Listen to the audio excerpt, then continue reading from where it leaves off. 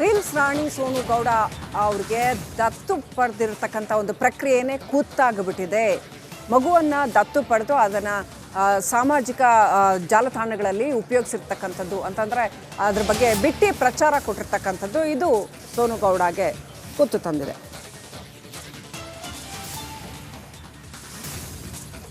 ಸಾರ್ವಜನಿಕರು ಮಕ್ಕಳ ಇಲಾಖೆಗೆ ದೂರನ್ನು ಕೊಟ್ಟಿದ್ರು, ಅಲ್ಲಿ ಮಕ್ಕಳ ರಕ್ಷಣಾ ಇಲಾಖೆಗೆ. ಹಾಗಾಗಿ ಅವರು ದೂರನ್ನು ಆಧರಿಸಿ ಮಾಹಿತಿ ಕಲೆ ಹಾಕಿದ್ದಾರೆ ಅಧಿಕಾರಿಗಳು. ಆನಂತರ ಅಧಿಕಾರಿಗಳು ಕ್ರಮ ಕೈಗೊಂಡಿದ್ದಾರೆ. ಇದೀಗ ಸೋನು ಗೌಡ ಅವರನ್ನು ಬಂಧಿಸಿದ್ದಾರೆ.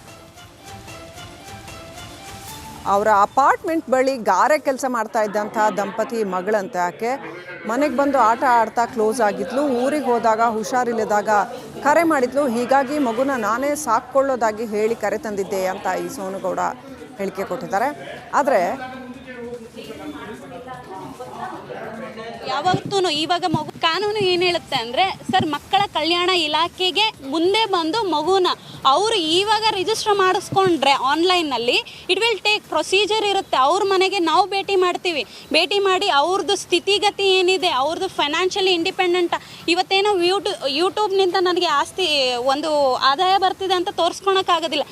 ಫೈನಾನ್ಷಿಯಲ್ ಸ್ಟೇಬಲ್ ಅನ್ನೋದು ಕರೆಕ್ಟಾಗಿರಬೇಕು ಯಾವತ್ತೂ. ಇವಾಗ ಮಗುಗೆ 8 ವರ್ಷ ಅಂತ ಇದ್ದರೆ ಅದಕ್ಕೆ 20-30 ವರ್ಷ ಆಗೋವರೆಗೂ 50 ವರ್ಷ ಆಗೋವರೆಗೂ ಇವರು ಕರೆಕ್ಟಾಗಿ ನೋಡ್ಕೊತಾರ, ಇವರು ಇಂಡಿಪೆಂಡೆಂಟ. ಇನ್ನೊಂದು ಸೋನು ಗೌಡ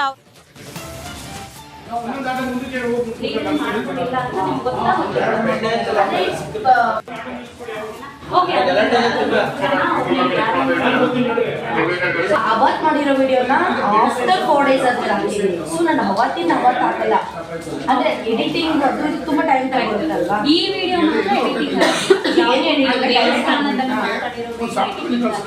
ಹಂಗೆ ದತ್ತು ತಗೊಳೋದಕ್ಕೆ ಅಂತ ನೀವು ಹೋದಾಗ ಎಡಿಟಿಂಗ್ ಆಗಿದೆ.